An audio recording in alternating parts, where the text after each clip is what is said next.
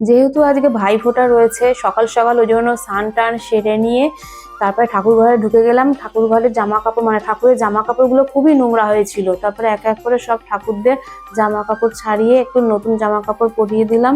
পরিয়ে টরিয়ে নিয়ে তারপরে নিজেদের মতো একটু যেমনভাবে প্রতি বৃহস্পতিবারে পূজা করি সেইভাবে পুজো টুজো করে সেরে সুরে উঠে পড়লাম।